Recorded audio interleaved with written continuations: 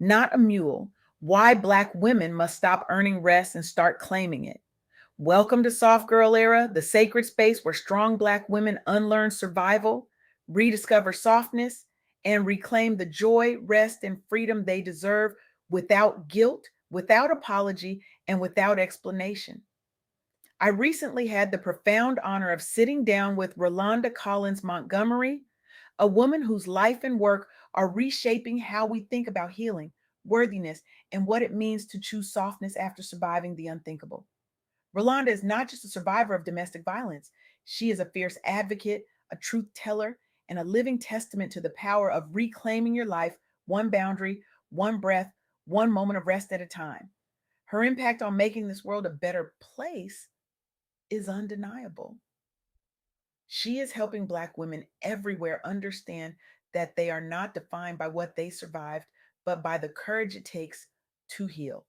She is teaching us that rest is not a reward, it is a right. And she is proving that softness after violence is not surrender, it is revolution. Today, I want to share the insights from our conversation with the Rolanda Collins-Montgomery because what she taught me, what she reminded me of, is something every single one of us needs to hear, especially if you have ever felt like you had to earn your rest, especially if you have ever wondered if you were enough. Let me start here. Your worth is not defined by what you survived, who hurt you, or what you lost. You are already enough right now as you are. I know that might sound simple, maybe even too simple.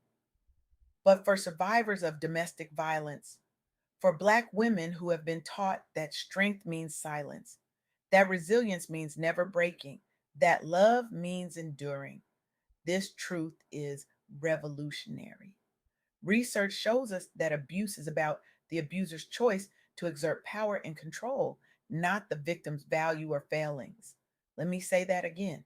Abuse is not about you, it is about someone else choosing violence.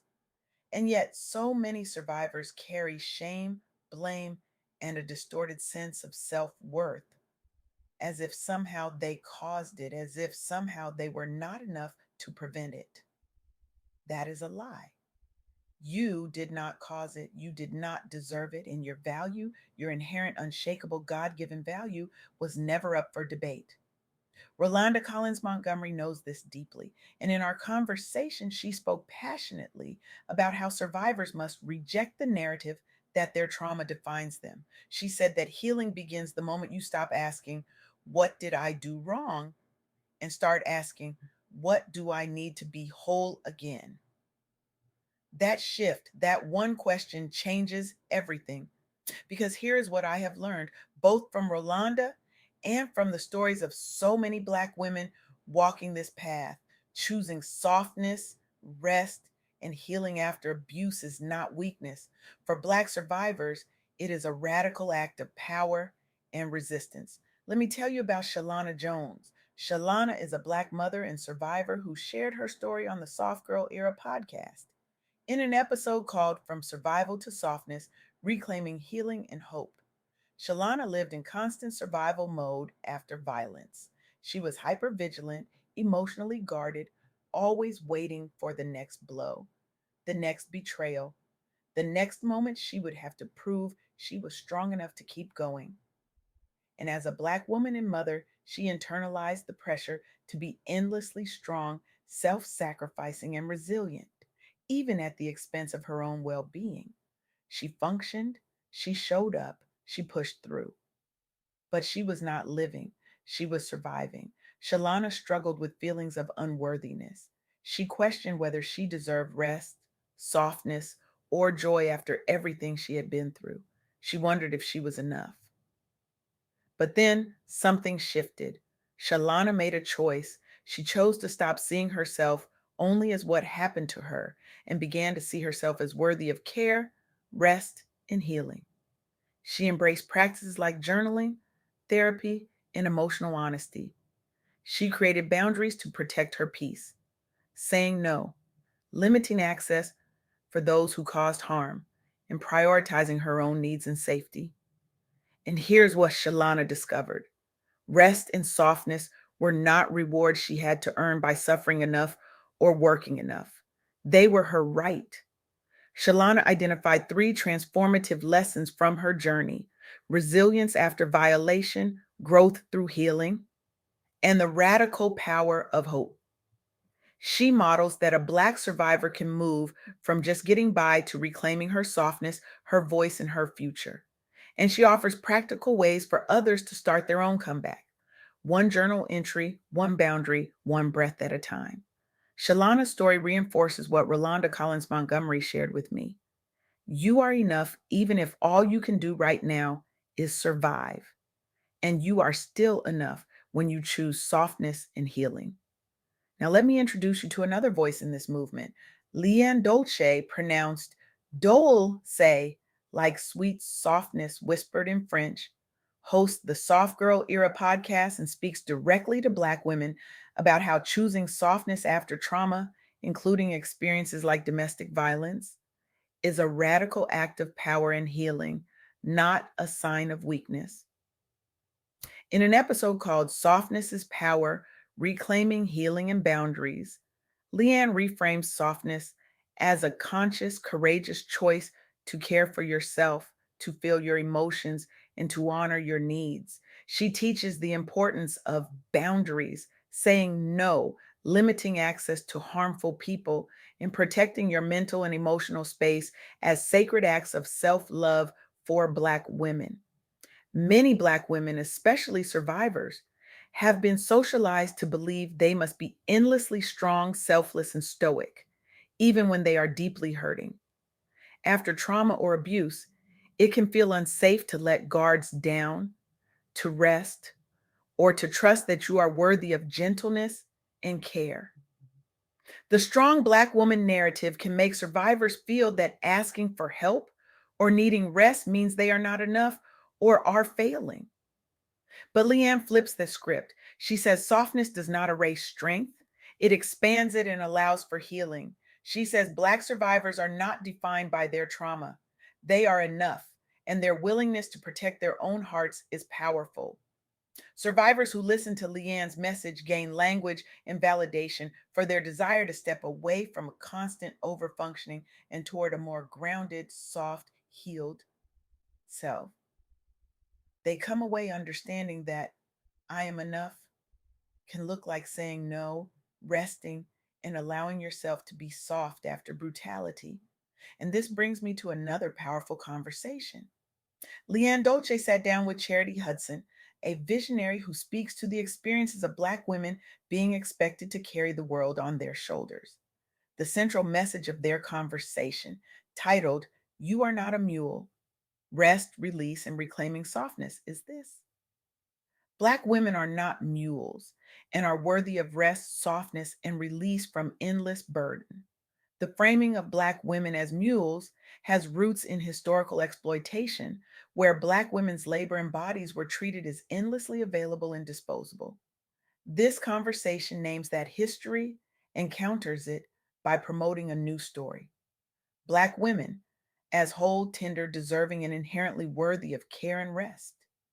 For a survivor of abuse, hearing you are not a mule becomes a powerful antidote to the belief that their only value is in enduring suffering and doing more. Charity and Leanne explicitly challenged the mule narrative, affirming that Black women are human beings, not beasts of burden, and deserve to put their own well being first. They advocate for rest and release as necessary practices, letting go of roles, expectations, and people that demand more than is healthy. They encourage listeners to reclaim softness as part of their identity, to allow joy, ease, and vulnerability instead of only hardness and labor. Black women listening are affirmed that they do not have to earn rest or softness. Those are their birthrights, not luxuries. The dialogue provides language and validation that many survivors of domestic and interpersonal violence need. Your worth does not depend on how much you endure. It reinforces the belief that I am enough can exist without overwork, people pleasing, or constant self sacrifice. So, here is what I want you to take away from this conversation with Rolanda Collins-Montgomery and from the stories of Shalana, Leanne, and Charity. First, your worth is not defined by what you survived, who hurt you, or what you lost. You are already enough right now as you are. Second, choosing softness, rest, and healing after abuse is not weakness. For Black survivors, it is a radical act of power and resistance. And third, you can rebuild your life on the truth, I'm enough, by practicing daily boundaries, self compassion, and community support. Healing is possible, and you are not alone. Survivors who prioritize safety, set boundaries, seek supportive community, and engage in trauma informed care show improved mental health, self worth, and long term resilience. You may not control what happened to you, but you can absolutely participate in what happens next. Now, I want to challenge you. I want to invite you into action because knowing this truth is one thing, living it is another. Here is what I want you to do differently after hearing this. The action one: choose one boundary today that says, I am enough, and honor it. This might mean saying no to a request that drains you, blocking or limiting contact with someone who has hurt you, or canceling something so you can rest. Boundaries are a practical declaration that you are enough, even when you are not overextending yourself. Action two: take 10 to 15 minutes of intentional rest or softness without guilt. Sit in silence, take a bath, journal, breathe, or listen to something soothing. The goal is not productivity. The goal is to practice being with yourself as you are. No fixing, no proving, just being enough. Action three: speak one affirmation of sufficiency to yourself every day for the next week. For example, I am enough, even while I am healing. I am enough, even if I am not okay today. I am enough, even when I rest. Saying it out loud starts to rewrite the internal story that trauma and abuse may have created. These are small but powerful ways to embody I am enough in daily life. And here is how I want you to feel, both during and after this conversation. I want you to feel seen and validated, especially if you are a Black survivor who rarely hears your reality named with tenderness and truth. I want you to feel stirred and challenged, feeling a passionate push to question old narratives that say you must be endlessly strong or that you are too broken to be enough. I want you to feel hopeful, sensing that healing, softness, and a new story are actually possible for you, not just for other people. And after this conversation, I want you to feel empowered, like you can take at least one concrete step, a boundary, a rest moment, a phone call for support rooted in I am enough. I want you to feel lighter, as if a bit of the shame, guilt, or pressure you have been carrying has been named and lifted. And I want you to feel inspired to be gentle with yourself, ready to treat yourself not as a problem to fix, but as a human being who deserves care, safety, and love. The dominant emotional note should be a passionate affirmation. You are enough, even here, even now, even with what you have been through. Rolanda Collins-Montgomery reminded me of this truth. Shalana Jones lived it. Leanne Dolce preaches it. Charity Hudson affirms it. And now I am passing it to you. You are not a mule. You are not defined by what you survived. You are not too broken, too tired, too much, or not enough. You are whole. You are worthy. You are enough. And choosing softness, rest, and healing is not giving up. It is coming home to yourself. So here's my challenge to you today. Not tomorrow, not next week. Today. I want you to stop waiting for permission to rest. Stop waiting for someone to tell you that you have done enough. Stop waiting for the world to recognize your worth before you claim it for yourself. because the world will take everything you give and ask for more. The world will applaud your exhaustion and call it strength. The world will watch you break and call it resilience.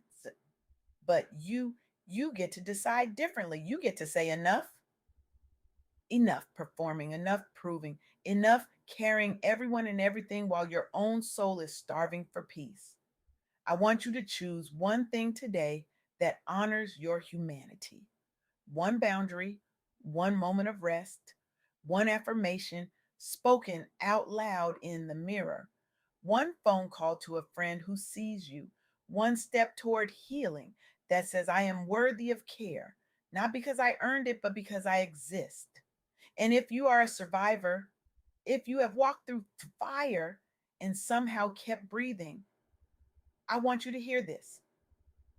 You do not owe the world your pain as proof of your strength. You do not owe anyone an explanation for why you need softness now. You do not owe your abuser, your past, or your trauma one more second of your peace. You are free to rest. You are free to heal. You are free to be soft. And that freedom, that choice is the most powerful act of resistance you will ever make. So take a breath, set a boundary, rest without apology, and know that you are enough right now, exactly as you are. Not because of what you survived, not because of how much you can carry, not because of how strong you appear, but because you are human, because you are here, because you matter. And that, my friend, is more than enough.